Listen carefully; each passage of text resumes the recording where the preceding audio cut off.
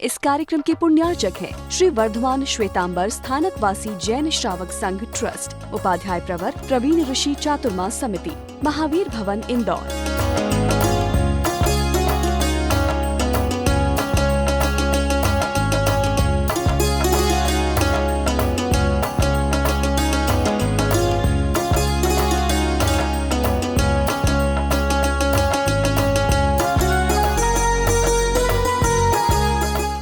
एक बार राजा श्रेणिक जा रहे थे प्रभु के दर्शन को, और एक जगह पर उनको एक बच्ची, आज ही नहीं ऐसा, पहले भी ऐसा होता था, जन्म दे करके छोड़ देते थे और उसके शरीर से बदबू आ रही थी, इतनी बदबू, इतनी बदबू, इतनी बदबू। उस बदबू के मारे लोग दूर दूर जा रहे थे और भगवान महावीर के दर्शन के लिए राजा श्रेणिक जा रहे हैं। राजा श्रेणिक के मन में आया कि इतनी बदबूदार शरीर कैसे हो सकता है, इतनी बदबू, दुर्गंध आ रही है। और भगवान महावीर से जाकर के पूछा कि प्रभु ऐसे कैसे होता है, इतनी सुंदर दिखने में, इतनी सुंदर है दिखने में, छोटी सी बच्ची है, रो रही है, बिलख रही है, लेकिन उसके शरीर से दुर्गंध आ रही है। बोले क्यों दुर्गंध आ रही है, कौन है? बोले कैसी श्रद्धाएं बनती है, ध्यान में रखना है, कैसी श्रद्धा गहरी से गहरी होती है। तो राजा श्रेणिक के उस सवाल के जवाब में परमात्मा ने फरमाया कि पिछले जन्म में एक श्रेष्ठी के आंगन में ये श्राविका थी, जो उपासक थी, श्रद्धालु थी। एक बार कोई संत, तपस्वी संत, जिन्होंने स्नान का त्याग किया हुआ था, कपड़े धोने का त्याग किया हुआ था, जो कपड़े नहीं धोते थे, जो क्लीन नहीं होते थे, जो स्वच्छ नहीं होते थे, ऐसा जिन्होंने व्रत धारण किया था, मलधारी कहते हैं उनको, कि जिन जल मल्ल परिश्रय स्वीकार किया था कि नहीं, शरीर की किसी भी प्रकार की कोई भी सार संभाल नहीं करनी, शरीर को क्लीन करना ही नहीं, कपड़े धोने ही नहीं, ऐसी जिन्होंने साधना स्वीकार करी थी। अभी 8 दिन आपको कहा है कि स्नान मत करो, मालूम पड़ जाएगा आपको क्या होता है। और वो संत जब गोसी के लिए पधारे तो उसको गोसी बिराते समय उनके शरीर की बदबू इसको बर्दाश्त नहीं हुई, और बर्दाश्त नहीं हुई तो इसके मन में साधुओं को आहार बिराते बिराते कहीं ना कहीं घृणा का भाव, जुगुप्सा का भाव, कुत्सितता का भाव जन्मा। ये क्या संत है, ऐसी बदबू, ऐसी दुर्गंध, वो कपड़े इतने गंदे, शरीर इतना बांस मार रहा है, ये भाव उसके मन में आए और उसने उस भाव को छोड़ा ही नहीं। मैंने दोपहर में आपको एक बात कही थी, जो अष्टदिवसीय यहाँ पर निवासी, उनको कहा था कि दुर्योधन नहीं बनना है।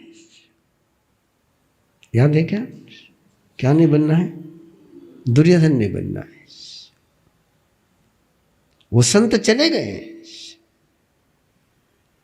लेकिन वो संत की जो इमेज उसके मन में पड़ी हुई थी दुर्गंध की, उसने होल्ड करके रखी, उससे वो बाहर आ ही नहीं पाई।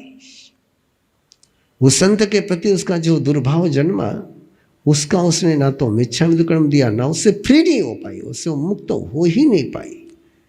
और उसी दुर्गंध भाव के साथ ये भावना का गणित है, ये मोहनीय कर्म का गणित है। आप द्वेष से भी किसी को खींचते हैं और राग से भी किसी को खींचते हैं, और दुर्गंध को जो इसे उसे होल्ड करके रखा। मोहनीय कर्म का मीनिंग क्या है? होल्ड करके रखना है, होल्ड करके रखना। जैसे दुर्योधन ने द्रौपदी के शब्द को होल्ड करके रखा, हम कितने होल्ड करके रखते हैं? उसने होल्ड करके रखा उस दुर्गंध को।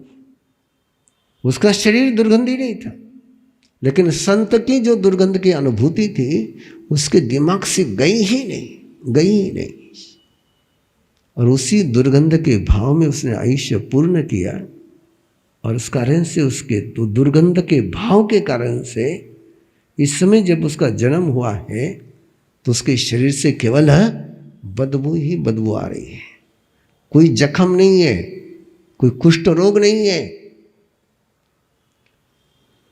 कोई मवाद नहीं है, लेकिन जैसे फूल की खुशबू आती है उसके शरीर की दुर्गंध आ रही है।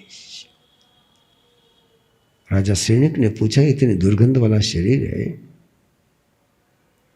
क्या होगा इसका भविष्य में? भविष्य में क्या होगा?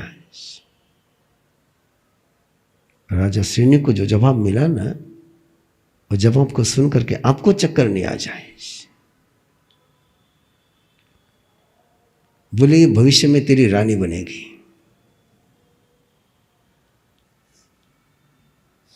चक्कर तो नहीं आया ना? हाँ? हाँ? वो राजा सैनिक को कह रहे हैं ये तेरी रानी बनेगी। बोले, क्या बात? बोले, हाँ ये तेरी रानी बनेगी। बोले, कैसे पहचानूंगा मैं ये रानी? उसके अगली चक्कर की बात है, ये तो छोटी सी बात है, अगले और चक्कर की बात है, सुननी है। बोले, ये रानी बनेगी और तेरे पीठ पर बैठेगी और तेरे पीठ पर बैठ करके मुस्कुराएगी, तब समझ लेना कि ये वही है।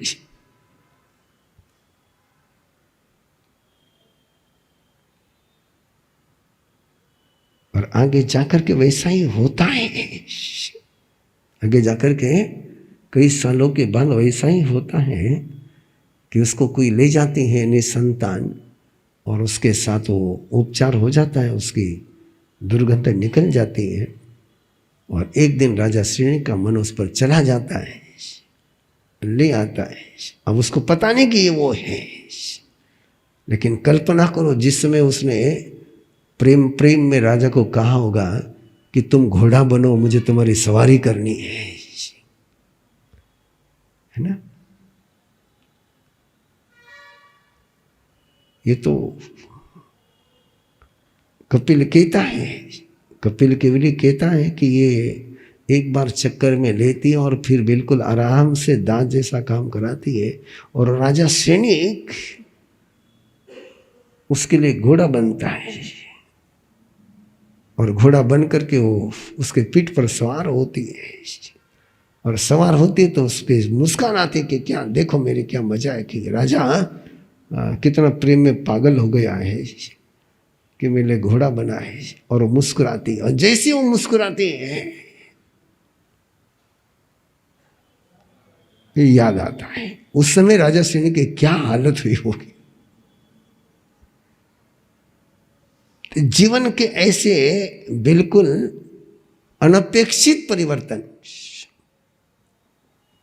जिसको सपने में सोचा नहीं जा सकता है, जिसको सपने में सोचा नहीं जा सकता है, ऐसे परिवर्तनों के बीच भी आस्था को बनाए रखना है। वो कसौटी है आस्था की। उस आस्था का बल जितना चिंतन कर सकते हो करो, जितनी गहराई से ले सकते हो लो, है ना? तुम्हारी श्रद्धा महत्वपूर्ण है, सामने वाला व्यक्ति महत्वपूर्ण नहीं है। अनंत दर्शन शब्द का प्रयोग करते हैं आप लोग। अनंत दर्शन, इसका मतलब क्या?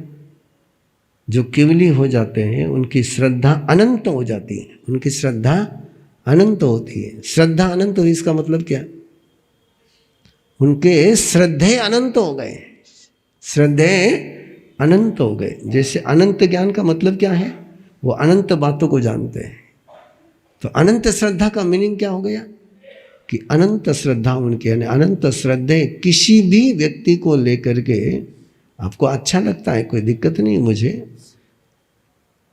आपको लगता है कि अनंत दर्शन बहुत अच्छी बात है, लेकिन जरा तैयारी तो करो, है ना? अनंत दर्शन का मीनिंग होता है कि किसी भी जीव पर, किसी भी जीव पर संशय नहीं है, उस पर श्रद्धा है, किसी भी जीव पर पॉसिबल है अपने लिए?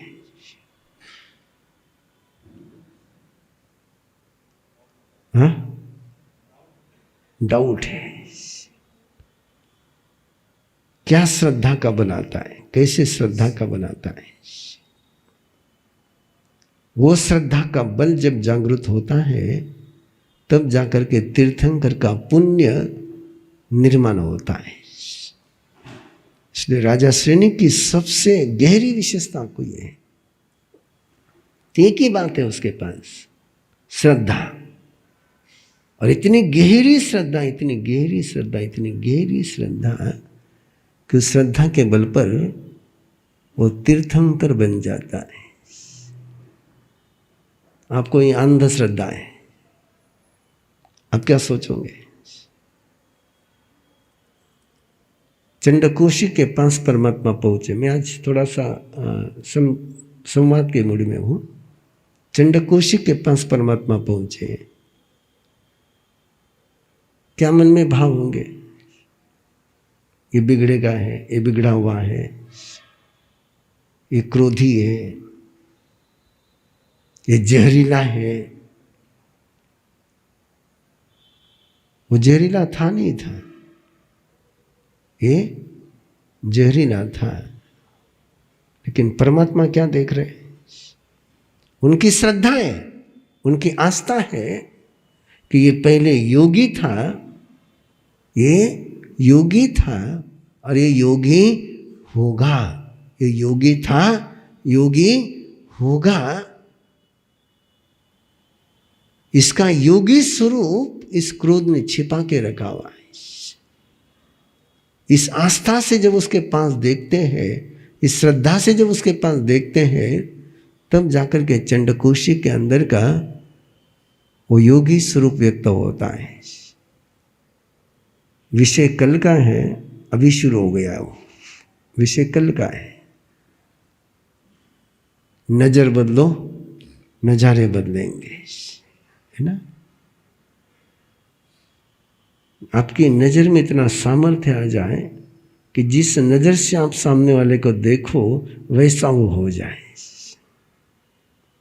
कैसा हो जाए? जैसा वो है वैसा उसको स्वीकार करना ये ज्ञान है। जैसे सामने वस्तु है वैसी उसको जानना एक ज्ञान है। और जैसा वो हो सकता है उस रूप में उसको स्वीकारना, इसको श्रद्धा कहते हैं। हो सकती है स्वयं पर श्रद्धा, दूसरे पर छोड़ो।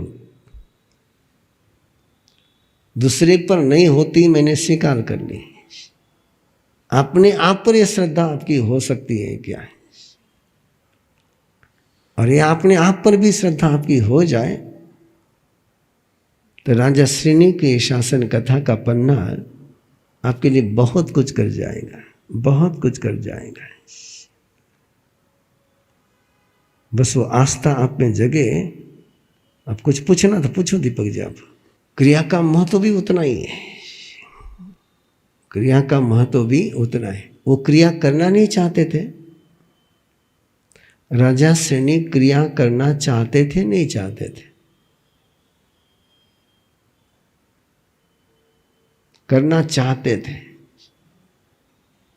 क्रिया कर नहीं पाते थे।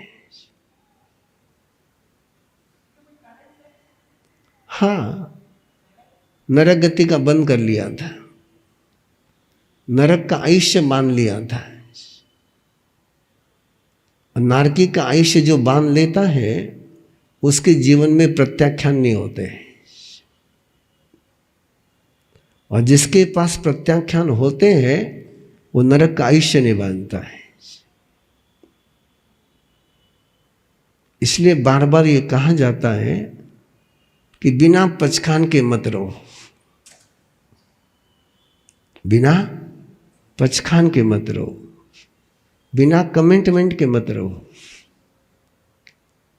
जनरल भाषा में अपन कहते कि खुले मुंह मत रहो, कि पचखान है तो 3 गति के दरवाजे बंद हैं। नरक गति, तिर्यंच गति और मनुष्य गति, तीनों गति के दरवाजे बंद हैं। छोटे से छोटे पचखान भी आपके पास हो गए, छोटे से छोटे पचखान, छोटे से छोटे पचखान भी आपके पास है, तो केवल देव गति का ही आयुष्य का बंद हो सकता है और किसी गति का आयुष्य बंद नहीं हो सकता है। और एक बार नरक का बंद हो गया कि आप पचखान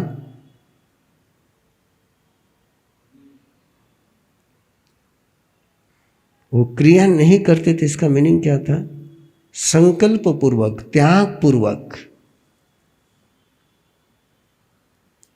मैंने ये करना, ये तय किया, उन्होंने ऐसा नहीं कर पाते थे। श्रद्धा उनकी साकार थी, श्रद्धा उनकी सक्रिय थी, वंदना करते थे, भक्ति करते थे, भक्ति की क्रिया करते थे। कौन सी क्रिया नहीं करते थे? उपास की क्रिया नहीं करते थे।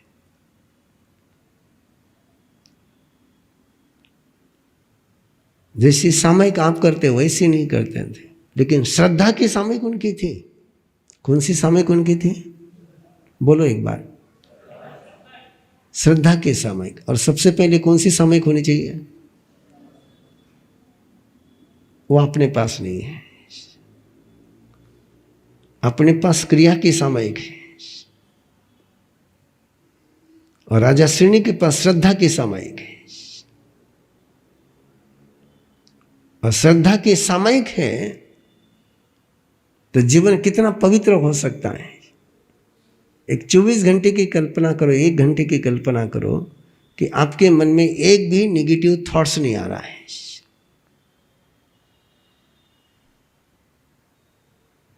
आपके मन में नेगेटिव इमोशन नहीं आ रही है, आपके मन में डाउट नहीं आ रहा है। श्री वर्धमान श्वेतांबर स्थानकवासी जैन श्रावक संघ ट्रस्ट, उपाध्याय प्रवर प्रवीण ऋषि चातुर्मा समिति, महावीर भवन इंदौर।